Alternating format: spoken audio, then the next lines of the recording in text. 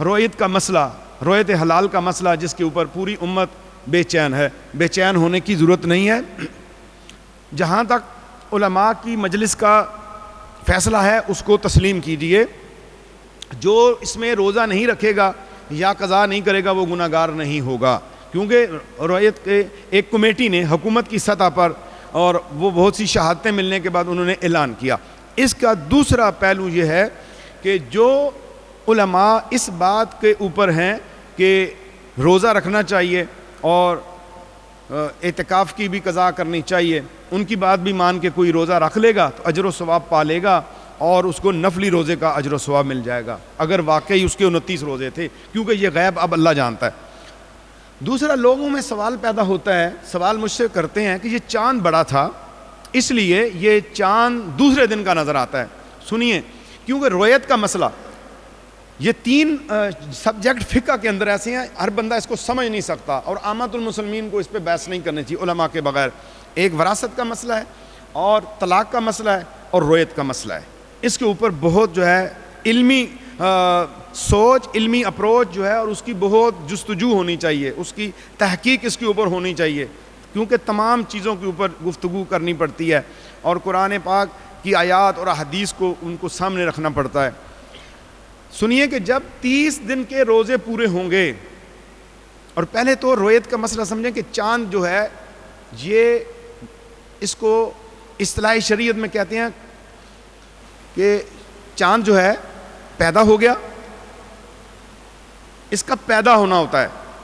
اور اس کی مثال جو ہے ایسے ہی ہے کہ اگر وہ اپنی پوری میعاد کر کے پیدا ہوتا ہے تو وہ بڑا چاند ہوگا.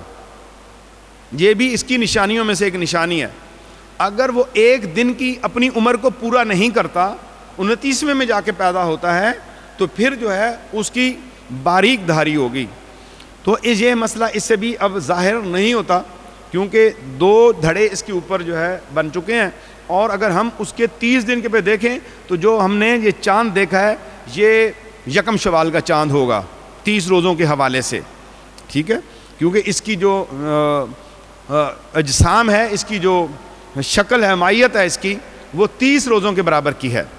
اور یہ بھی ضروری نہیں ہوتا کہ چاند جو ہے، چونکہ اللہ کے حکم سے اس نے نکلنا ہوتا ہے، پیدا ہونا ہوتا ہے، تو یہ اپنی جو ساخت ہے کبھی اس کی بڑھ بھی جاتی ہے اور کبھی کم بھی ہو جاتی ہے. ایک شکل کے اندر جو ہے اس کا نکلنا جو ہے ممکن نہیں ہے. اور اس کی صورتیں ایسی ہوتی ہیں کہ بعض دفعہ بادل بھی آگے آتے ہیں، بادل کی وجہ سے بھی اس کو دیکھنے میں جو ہے یہ بہت باریک نظر آتا ہے.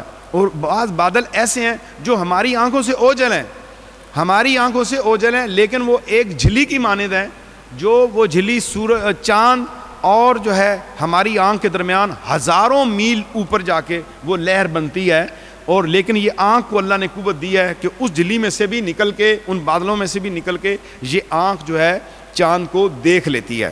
تو اس مسئلے کے اوپر جو ہے تشویش کا اظہار زیادہ نہ کیا جائے، قوم بیس نہ کرے، تاکہ غیبت سے، علماء کے اوپر بدظنی سے بچا جائے.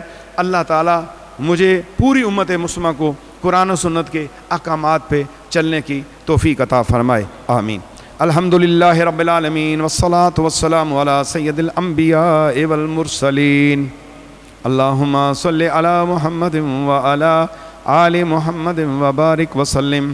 اے پاک پروردگار، جتنا بھی درود پاک پڑھا گیا، باہر سے بہت سے ساتھیوں نے درود شریف دیگر وظائف پڑھ کے مجھے بھیجے ہیں، سب کا پڑھنا قبول فرما.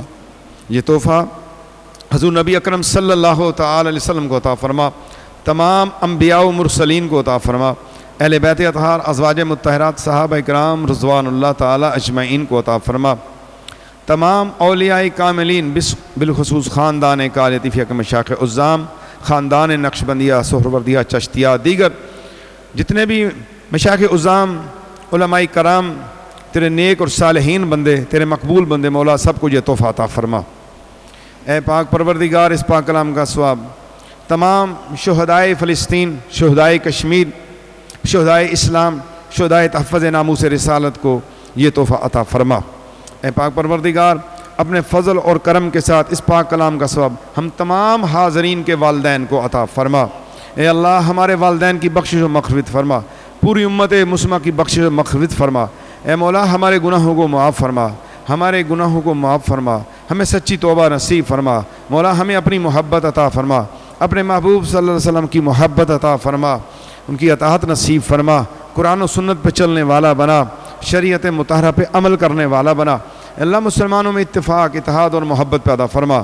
اے پاک پروردگار فتنہ و فساد سے ہمیں محفوظ فرما، بدگمانیوں سے ہمیں محفوظ فرما، اتحاد ہمیں عطا فرما۔ اے اللہ علماء حق کی راہ پہ چلنے کی توفیق عطا فرما۔ اے اللہ حق کے راستے پہ چلنے کی توفیق عطا فرما، صاحبان حق سے ہمارا تعلق مضبوط فرما، باطل طور طریقوں باطل قوتوں سے محفوظ فرما، نیکی کی توفیق عطا فرما، برائی سے ہمیں محفوظ فرما، کثرت سے ذکر کرنے والا بنا، اپنی اطاعت نصیب فرما۔ اے اللہ سچی اطاعت نصیب فرما۔ اے اللہ مسلمانوں کی مدد فرما۔ اے اللہ بالخصوص فلسطین کی مدد فرما، کشمیر کی مدد فرما، انہیں آزادی عطا فرما۔ سب حاضرین و سامعین جو حاجات رکھتے ہیں مولا اپنے فضل اور کرم کے ساتھ اس درود پاک کے ذکر کی فضیلت سے، اس کے صدقہ میں مولا سب کی حاجتیں پوری فرما، سب کو غموں سے نجات عطا فرما، سب کو قرضوں سے نجات عطا فرما، سب کو اپنے خزانوں سے پاکیزہ روزی عطا فرما۔ اے اللہ جن کا گھر نہیں انہیں گھر عطا فرما، اے اللہ جن کا روزگار نہیں انہیں روزگار عطا فرما۔ اے اللہ سب کی دعائیں اور حاجتیں پوری فرما۔ اللہم یا قاضی الحاجات، اللہم یا حل المشکلات، اللہم یا دافع البلیات، اللہم یا غیاث المستغیثین، اللہم یا ارحم الراحمین۔ سبحان المالک العرش العظیم، سبحان المالک العرش العظیم، سبحان الملك العرش العظیم، سبحان اللہ و بحمدہ، سبحان اللہ العظیم، سبح قدوس ربنا ورب الملائکۃ والروح، سبحانک اللہم و بحمدک، اشہد ان لا الہ الا انت، استغفرک و اتوب الیک، وصلی اللہ تعالی علی خیر خلقہ محمد و آلہ و اصحابہ و اولیاء امتہ اجمعین برحمتک یا ارحم الراحمین، لا الہ الا اللہ محمد رسول اللہ۔